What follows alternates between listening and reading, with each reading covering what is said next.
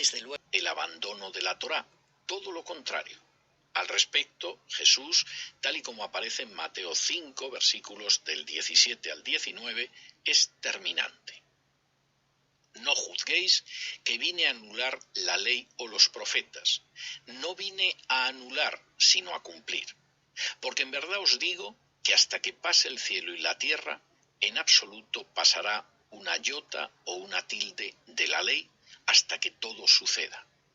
Quien pues quebrante uno de los mandamientos estos últimos y enseñe así a los hombres, último será llamado en el reino de los cielos. Quien sin embargo los haga y enseñe, éste grande será llamado en el reino de los cielos. Lejos de ser un personaje contrario a la Torá, como señalarían algunos escritos rabínicos y buena parte de la teología cristiana de 20 siglos, Jesús enmarcó su enseñanza en la que con mayor o menor fidelidad había seguido el pueblo de Israel durante siglos. No había venido a anular o derogar la Torá, sino a darle cumplimiento. Y eso resultaba de aplicación tanto para los preceptos más relevantes como para los que en apariencia eran mínimos. Incluso, y es lógico que así sea, la exposición de la Torá que encontramos en Jesús muestra algunos paralelos con la literatura rabínica. En el Pirkei Avot 1.2, un texto que procede como mínimo del siglo II después de Cristo, aunque recoja tradiciones anteriores, Shimón el Tzadik, el justo, señala la existencia de tres cosas de las que depende el mundo: la Torá, el servicio a Dios y la práctica de la misericordia. Seguramente no se puede atribuir a la casualidad que Jesús siguiera una división tripartita muy similar en su Sermón del Monte. En primer lugar, encontramos que toda la sección del Sermón del Monte, ubicada tras las bienaventuranzas, no es sino una exposición de la Torá interpretada por Jesús, su halajá, en relación con temas como el homicidio, que aparece en el capítulo 5, versículos del 21 al 26, el adulterio, que aparece en el capítulo 5, versículos del 27 al 32, o el juramento, al que se refiere el capítulo 5, versículos del 33 al 37. Por otro lado, buena parte de su interpretación se vale de un principio rabínico también citado en el Pirkei Avot 1.1, consistente en colocar una cerca en torno a la Torá, es decir, intentar de tal manera ampliar el radio de acción de los mandatos o mitzvot contenidos en ella, que se aleje todo lo posible la eventualidad de traspasarla. Este principio, netamente rabínico, lo contemplamos una y otra vez en la enseñanza de Jesús, pero con una diferencia esencial. Mientras que los rabinos echaron mano de tradiciones humanas para multiplicar las cargas sobre sus oyentes, Jesús optó por aferrarse al sentido nuclear y profundo de lo contenido en las Escrituras. Una vez más, resultaba obvio el enfrentamiento entre la enseñanza de la Biblia y las tradiciones humanas en vías de convertirse en otra Torá, a la que se denominaría oral y que no comenzaría a codificarse por escrito hasta 2 siglos después de Jesús, a inicios del siglo III después de Cristo. El inicio de la halajá de Jesús con las misbot o mandamientos relacionados con la santidad de la vida resulta de una lógica contundente, porque la vida es el bien y el don más importante derivado de Dios. A finales del siglo XVIII, Thomas Jefferson señalaría en la Declaración de Independencia de Estados Unidos que entre los derechos inalienables derivados del Creador se encontraban la vida, la libertad y la búsqueda de la felicidad. Jefferson estaba muy influido por el pensamiento de los puritanos, que habían colocado la Biblia en el centro de su vida, pero aún así no expresó algo excepcional. En general, todas las culturas han considerado sagrada la vida humana. De hecho, uno de los 7 preceptos entregados por Dios a Noé para cumplimiento de todas las naciones incluye de manera expresa la condena del derramamiento de sangre. No resulta sorprendente que las distintas sociedades, independientemente de sus creencias religiosas, hayan castigado el asesinato e incluso el homicidio accidental, aceptando también excepciones a esa regla como la legítima defensa y como una forma de esta la muerte causada en el curso de una guerra. Jesús aceptó, por supuesto, la justicia de encausar a aquel que ha cometido un asesinato, pero al mismo tiempo arrojó una inmensa luz sobre el verdadero sentido del mandamiento de la Torá que prohibía asesinar. Se podría alegar que en cierta medida seguía el método rabínico de colocar una cerca en torno a la Torá, es decir, de ampliar la distancia entre el fiel y la transgresión, de tal manera que se dificultara la desobediencia a la mitzvah o mandamiento.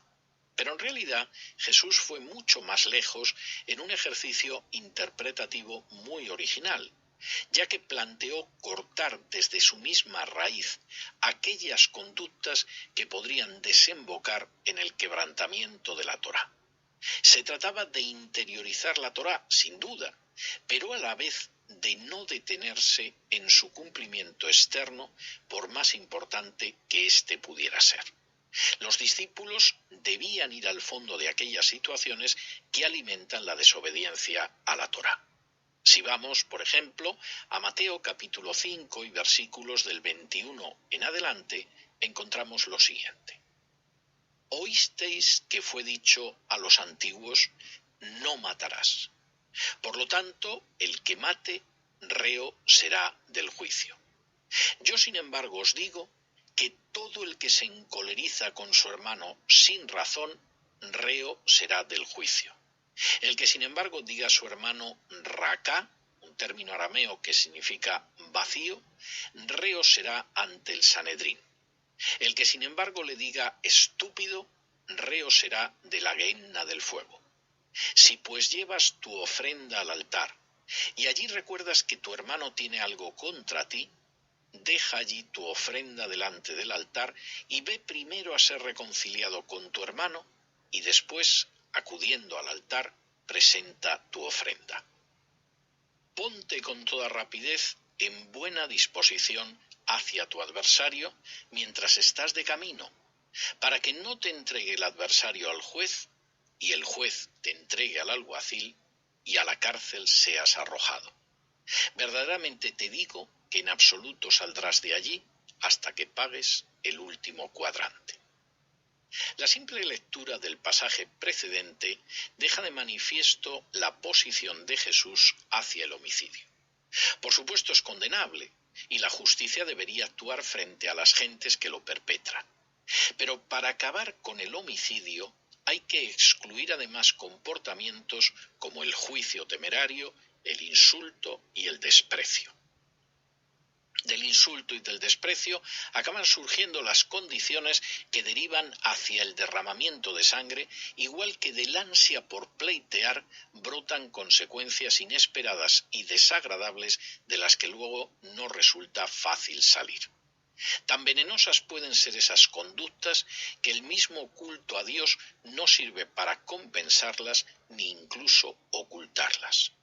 Al contrario, el odio, el resentimiento, la simple falta de reconciliación invalidan el culto religioso.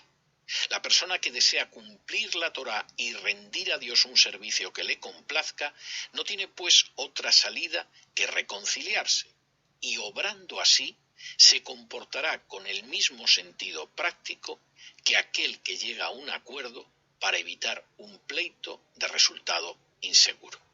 Un planteamiento similar lo encontramos en la enseñanza de Jesús sobre el adulterio, recogida en Mateo 5, versículos del 27 al 32, y que dice así: Oísteis que fue dicho, no cometerás adulterio. Mas yo os digo que cualquiera que mira a una mujer para codiciarla, ya cometió adulterio con ella en su corazón. Por tanto, si tu ojo derecho te fuere ocasión de caer, sácalo y arrójalo de ti, que mejor te es que se pierda uno de tus miembros que no que todo tu cuerpo sea echado a la guehenna. Y si tu mano derecha te fuere ocasión de caer, córtala y arrójala de ti, que mejor te es que se pierda uno de tus miembros que no que todo tu cuerpo sea echado a la guehenna. También fue dicho: cualquiera que repudia a su mujer, dele carta de divorcio, pero yo os digo que el que repudia a su mujer, salvo caso de fornicación, hace que ella adultere, y el que se case con la repudiada comete adulterio. El adulterio, una conducta también condenada universalmente por las más diversas culturas, es un comportamiento prohibido por la Torá. Sin embargo, hay que tener en cuenta que no se inicia con la relación física, sino cuando alguien contempla con deseo a una persona casada. Hasta el día de hoy, los rabinos se dividen ante la idea de si existe adulterio cuando quien lo perpetra es un hombre casado y la mujer es soltera. La tradición askenazí ha entendido que sí hay adulterio, pero la sefardí mantiene que no, apelando a que la poligamia nunca ha sido abolida formalmente. La posición de Jesús resulta obvia.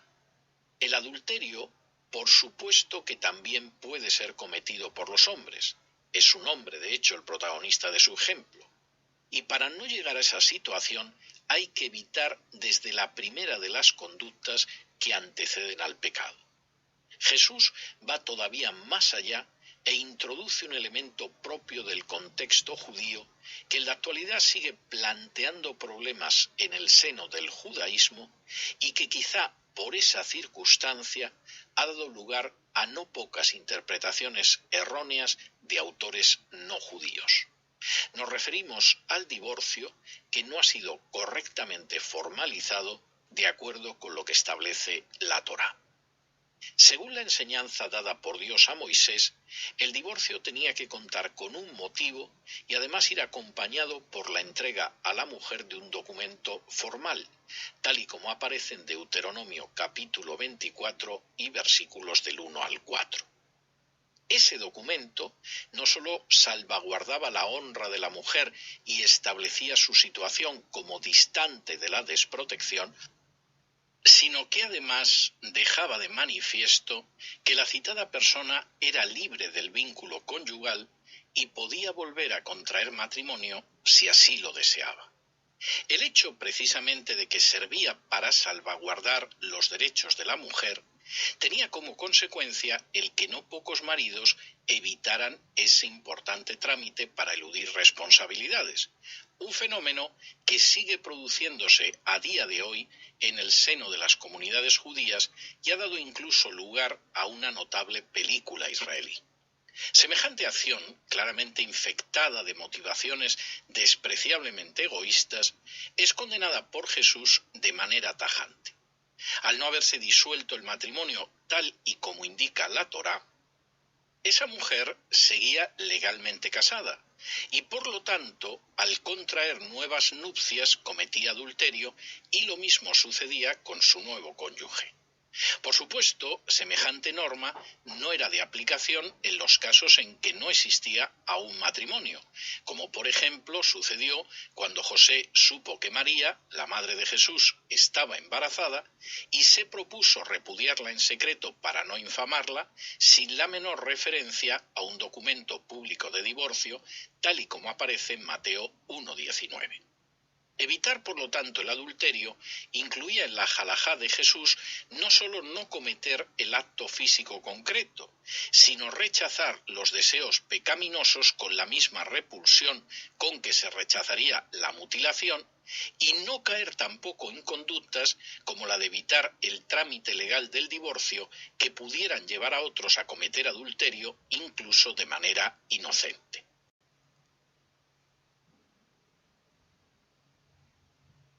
Este mismo enfoque de ir al fondo de las cuestiones morales sobre las que enseña la Torá lo encontramos también en relación con la práctica de la veracidad.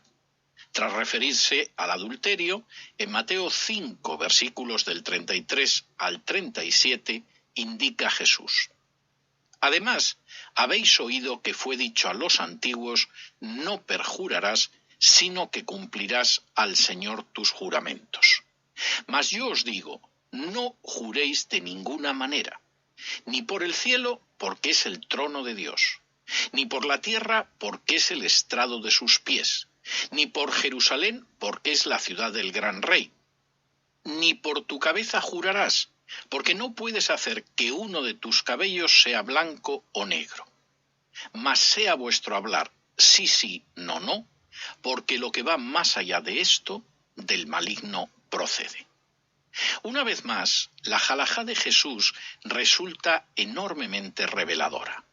La Torá establecía una exigencia de veracidad en especial en aquellos casos en que se empeñaba la palabra ante Dios. No resultaba lícito jurar en falso, y lo que se hubiera jurado debía ser cumplido. Sin embargo, Jesús va mucho más allá. Desde su punto de vista, el juramento surge porque los hombres no se rigen por un comportamiento veraz y sincero, y acaban teniendo que recurrir a garantías extraordinarias para intentar aparecer como dignos de confianza ante otros.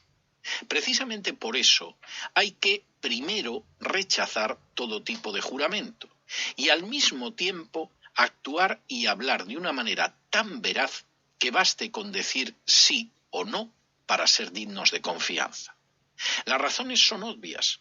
De entrada, un juramento realmente no garantiza nada, por la sencilla razón de que no puede lograr algo tan sencillo como sería cambiar el color del cabello. Pero es que por añadidura, cualquier uso de la palabra que no sea claro y evidente, en su contenido muestra un peligroso origen diabólico, ya que al fin y a la postre, el diablo es el inventor de la mentira. Con todo, donde Jesús iba a marcar una diferencia abismal con cualquier sistema religioso o ético, iba a ser al colocar en el centro de su enseñanza un nuevo precepto que no había sido contemplado hasta entonces por ninguna enseñanza moral.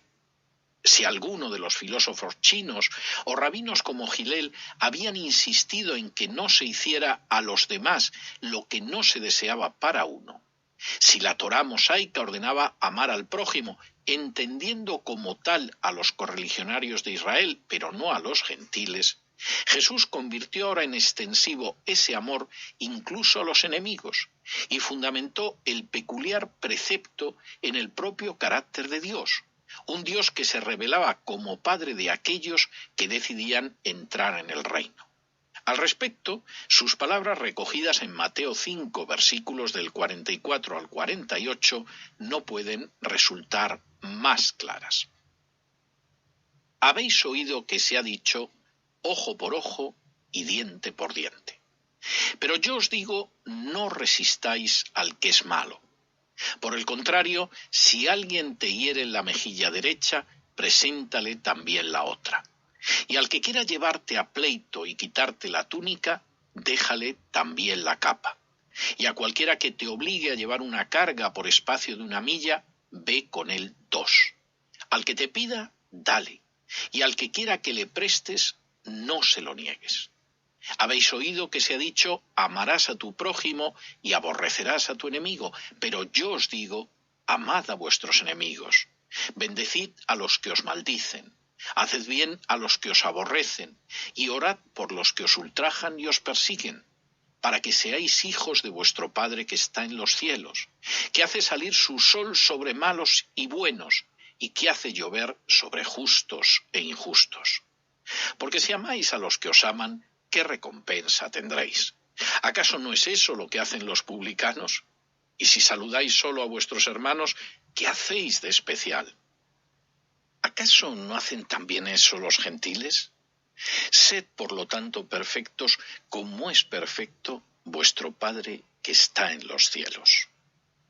El texto, que sigue impresionándonos por su contundencia a 20 siglos de distancia, debió resultar verdaderamente sobrecogedor para los contemporáneos de Jesús. No solo implicaba un rechazo a cualquier tipo de solución violenta, de resistencia antiimperialista o de heroísmo sionista, dirían hoy algunos, a los problemas de Israel, sino que enseñaba incluso a ir más allá de las normas impuestas por el ocupante romano. Este, por ejemplo, tenía derecho a exigir que cualquier judío llevara la impedimenta de un soldado durante una milla.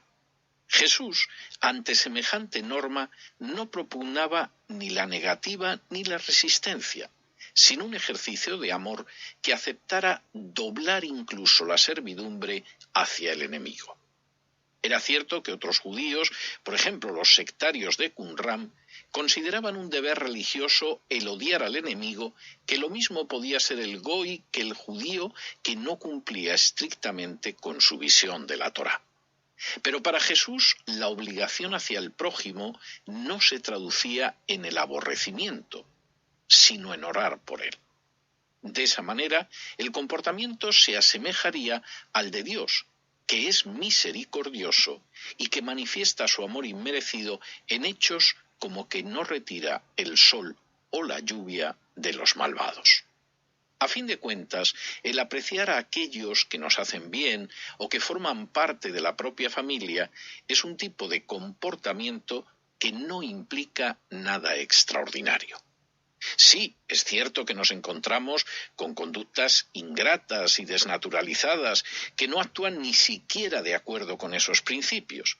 Pero también es verdad que esa conducta se puede encontrar incluso entre los paganos. Sin embargo, Jesús esperaba de sus discípulos que cumplieran en el sentido más pleno la vocación de Israel contenida en la Torá e incumplida a lo largo de los siglos, la de ser perfecto como lo es Dios, según aparece en Deuteronomio 18:13, diferenciándose así de los pueblos paganos sobre los que el Señor se había visto obligado a descargar su juicio. Jesús, a diferencia de no pocos de sus seguidores de siglos posteriores, no defendía que para alcanzar esa meta, sus discípulos, los ciudadanos del reino de Dios, se retiraran a un lugar apartado como Qumran o se encerraran en la tranquilidad espiritual siquiera aparente de las cofradías farisaicas. No. De ellos se esperaba que siguieran adorando al único Dios en que creía Israel, pero de una manera sustancialmente distinta. Y cuando ores, no seas como los hipócritas, porque ellos aman el orar en las sinagogas y en las esquinas de las calles en pie para ser vistos por los hombres. En verdad os digo que ya tienen su pago. Pero tú, cuando ores, entra en tu habitación y cerrada tu puerta, ora a tu Padre que está en lo secreto, y tu Padre que ve en lo secreto te recompensará en público. Para Jesús, la oración no solo debe estar desprovista de publicidad y exhibicionismo. Además, tiene que desnudarse de esas fórmulas establecidas que se repiten una y otra vez. Esa repetición de plegarias idénticas era, a juicio de Jesús, un comportamiento más propio de los paganos que rodeaban Israel que de la relación que Israel había tenido durante siglos con su Dios. En Mateo 6, versículos 7 y 8 se nos dice: «Y orando, no seáis repetitivos como los gentiles, que piensan que por su palabrería serán oídos. No os asemejéis a ellos, porque vuestro Padre sabe de qué tenéis necesidad antes de que vosotros se lo pidáis».